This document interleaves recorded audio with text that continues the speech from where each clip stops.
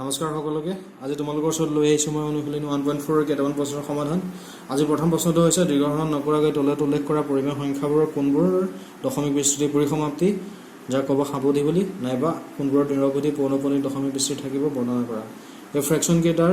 আমি কোনটোৰ দশমিক বিস্তৃতি পৰিসমাপ্তি আৰু কোনটোৰ নিৰৱধি পৌনঃপুনিক দশমিক বিস্তৃতি থাকিব বৰ্ণনা কৰিবলৈ কৈছে ঠিক আছে এতিয়া আমি জানিবলৈ প্ৰথম কোনবিলাকৰ ফ্ৰেকশনৰ ভগ্নাংশটো ইংৰাজীত ফ্ৰেকশন বুলি কয় ঠিক আছে দশমিক বিস্তৃতি পৰিসমাপ্তি হ'ব আৰু কোনবিলাকৰ নিৰৱধি পৌনঃপুনিক দশমিক বিস্তৃতি থাকিব ঠিক আছে সাপোজ এতিয়া আমি এটা ফ্ৰেকশন ললো p/q q2 হৈছে ইয়াৰ ডিনোমিনেটৰ মানে হৈছে হৰ ঠিক আছে q2 ইয়াৰ হৰ এই হৰটো যদি আমি এটো ফৰ্মত প্ৰকাশ কৰিব পাৰো to the power n into 5 to the power m তেতিয়া এই ফ্ৰেকশনটো হ'ব দশমিক বিস্তৃতি পৰিসমাপ্তি আৰু যদি এটো ফৰ্মত আমি প্ৰকাশ কৰিব নোৱাৰো তেতিয়া এই ফ্ৰেকশনটোৰ নিৰৱধি পৌনঃপুনিক দশমিক বিস্তৃতি থাকিব ঠিক আছে So আমি প্ৰথম প্ৰশ্নটো আহো প্ৰথম প্ৰশ্নটো আছে 13/3125 So আমি প্ৰথমে 3125 তো ভাঙিব লাগিব ভাঙি তাৰ ফেক্টৰ কি পাও উলিয়াব লাগিব ফেক্টৰ মানে অসমীয়াত হৈছে উৎপাদক ঠিক আছে 3125 তো প্ৰথমে হৰণ যাব 5 ৰে 5 into 625 equal to 3125 625 তো আকৌ 5 এ ডিভাইড যাব 125 125 অক 5 এ যাব 25 25 অক 5 এ যাব 5 So আমি 3125 তো ভাঙি পেলাই কি পালো 5 means 5 to the power 5 into 5 into 5 into 5 eto ami likhibo paru 5 to the power 5 ঠিক আছে so therefore 13/3125 equal to 5 to the power 5 hobo horotu aru 13 to 13 hisabe thaki jabo eta so ami 5 to the power 5 to means 5 to the power m palo jot m or value hoise 5 ঠিক আছে আমাক লাগে twice n আমি ইয়াত কি কৰিব পাৰো twice n to n of value to যদি 0 লম ঠিক আছে সো এটো আমি লিখিব পাৰো 2 to the power 0 into 5 to the power 5 so আমি এটোৰ ফৰ্মত প্ৰকাশ কৰিব পাৰো means 2 to the power 0 5 to the power 5 মানে 2 to the power n 5 to the power m ঠিক আছে যত n ৰ ভ্যালু 0 আৰু m ৰ ভ্যালু 5 2 to the power 0 মানে 1 2 to the power 0 মানে হৈছে 1 এটো এটা formula a to the power 0 পৰা আহিছে এলজেব্ৰাত তোমালোকে পাবা ঠিক আছে a to the power 0 equal to 1 তোমালোকে লিখি দিবা ইয়াত q equal to 5 to the power 5 g2 twice n 5 to the power m ৰূপত আছে বা প্ৰকাশ কৰিব পাৰি ঠিক আছে যত n equal to 0 আৰু m equal to 5 so 13/3125 word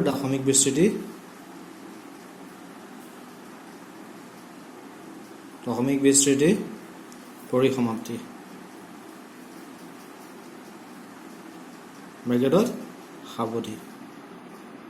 ঠিক আছে এটো হৈছে ইয়াৰ সমাধান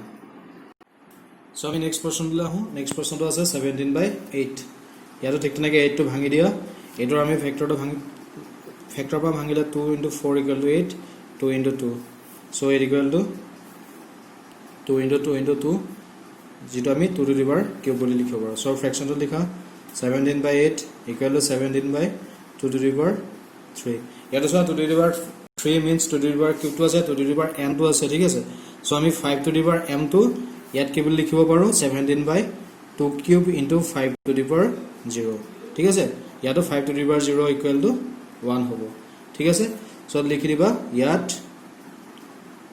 q equal to 2 to the power 3 যেটো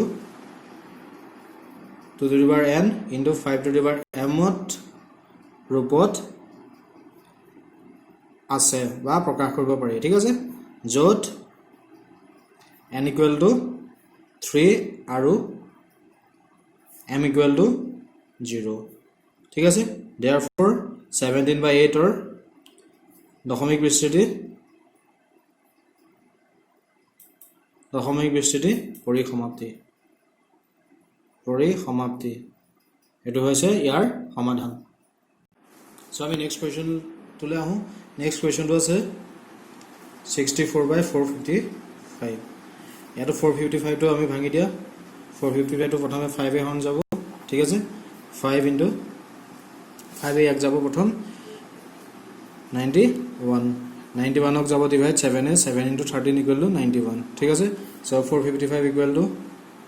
আমি ফেক্টৰ কিটা পালো 5 into 7 into 13 so ফ্ৰেকশনটো লিখি দিও therefore 64/455 equal to 64 divided by 5 into 7 into 13 ঠিক আছে so এটো সো আমি হৰটো পালো 5 into 7 into 13 যেটো 2 to the power n আৰু 5 to the power m ফৰ্মত নাই ইয়াত 5 টো আছে লগত আমি 2 to the power 0 টো দিব পাৰো ঠিক আছে কিন্তু 7 আৰু 13 টো যে থাকিব গতিকে এটো ফৰ্মত নাই ঠিক আছে সো তল লিখি দিবা ইয়াত q equal to 5 into 7 into 13 যেটো 2 to the power n into 5 to the power m ৰূপত নাই বা প্ৰকাশ কৰিব নোৱাৰি যত প্ৰকাশ কৰিব নোৱাৰি ঠিক আছে নাইবা প্ৰকাশ কৰিব নোৱাৰি ঠিক আছে therefore 64/455 or নিৰৱধি পৌনঃপুনিক দশমিক বিস্তৃতি থাকিব দশমিক বিস্তৃতি থাকিব এটো হৈছে ইয়াৰ সমাধান So আমি next question to Lahore next question to আছে 29/343 ইয়াৰো 343 টো ভাঙি দিও 343 প্ৰথমে 7 ডিভাইড যাব 7 into 49 equal to 343 49 আকৌ 7 ডিভাইড যাব 7 into 7 equal to 49 so 29/343 equal to 29/343 জায়গাত লিখিব পাৰো আমি 7 তিনটা পালো 7 কিউব বুলি ঠিক আছে এতিয়া ইয়াত চোৱা q2 ইয়াত q2 আছে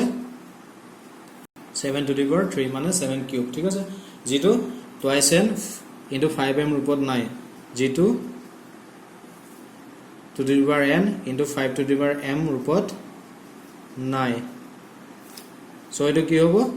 29/343 নিৰৱধি পৌনঃপুনিক দশমিক বিস্তৃতি থাকিব দশমিক বিস্তৃতি থাকিব ঠিক আছে এটো হৈছে ইয়াৰ সমাধান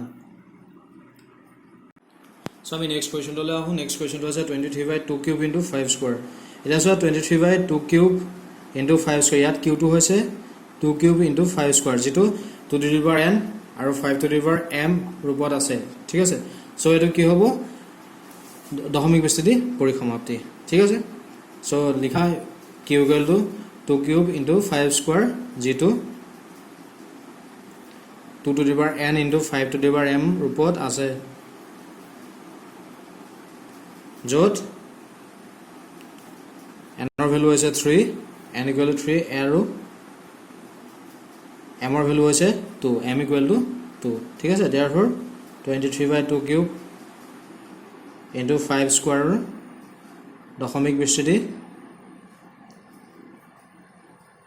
দশমিক বিস্তৃতি পৰিসমাপ্তি ঠিক আছে এটো হৈছে ইয়াৰ সমাধান সো আমি নেক্সট কোৱেশ্চনটো লাহো নেক্সট কোৱেশ্চন আছে 129/2 square into 5 to the power 7 into 7 to the power 5 so 129 by কি আছে 2 square into 5 to the power 7 into 7 to the power 5 ইয়াত q2 হৈছে q equal to 2 square into 5 to the power 7 into 7 to the power 5 যেটো 2 to the power n into 5 to the power m ৰূপত নাই ঠিক আছে যেটো 2 to the power n 5 to the power m ৰূপত নাই সো এটো কি হ'ব নিৰৱধি পৌনঃপুনিক দশমিক বিস্তৃতি থাকিব therefore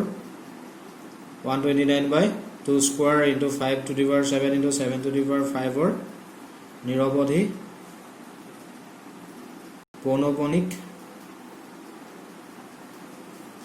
দশমিক বিস্তৃতি থাকিব দশমিক বিস্তৃতি থাকিব ঠিক আছে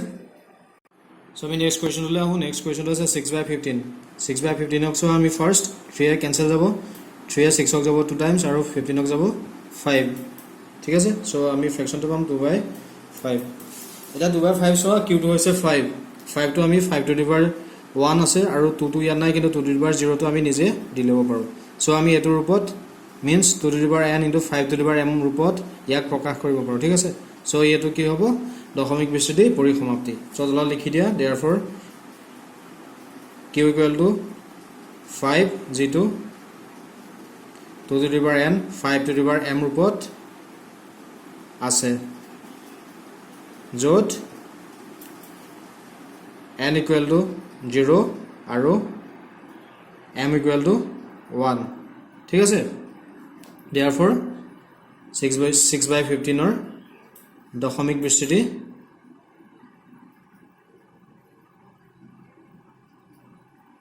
পৰিসমাপ্তি বা সাৱধি ঠিক আছে এটো হৈছে ইয়াৰ সমাধান সো আমি নেক্সট কোৱেশ্চনটো লাহো নেক্সট কোৱেশ্চনটো আছে 35/50 ঠিক আছে ইয়াতো ঠিক তেনেকৈ 35/50 5 এ কেনসেল কৰি লোৱা 5 এ 35 ক যাব 7 বাৰ আৰু ইয়াক যাব 10 means 7/10 ঠিক আছে সো আমি 7/10 10 ৰ ফ্যাক্টৰটো পাম আমি 10 equal to 2 into 5 ঠিক আছে সো আমি 7/10 10 ৰ জায়গাত আমি লিখিব পাৰিম 2 into 5 যত মানে 2 to the power 1 আৰু 5 to the into 5 to the power 1 ঠিক আছে সো এটো কি হ'ব n 2 to the power n আৰু 5 to the power m ৰূপত আছে ঠিক আছে সো তল লিখা ইয়াত q equal to 2 into 5 g2 2 to the power n into 5 to the power m ৰূপত আছে য'ত n ৰ ভ্যালু হৈছে 1 আৰু m ৰ ভ্যালু হৈছে 1 ঠিক আছে therefore 35/50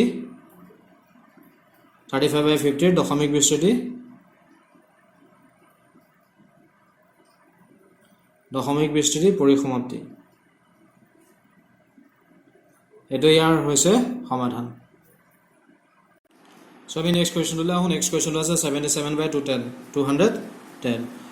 77/210 ইয়াকো 77/210 ক 7 এ ডিভাইড যাব সো 7 এ কেনসেল কৰি লোৱা তেতিয়া ওপৰত হ'ব 11 আৰু তলত হ'ব 30 সো আমি ফ্ৰেকশনটো পাম 11/30 আমি যদি 30 ৰ ফ্ৰেকশন কিটা ফ্যাক্টৰ কিটা উলিয়াও তেতিয়া আমি পাম 30 equal to 2 into 3 into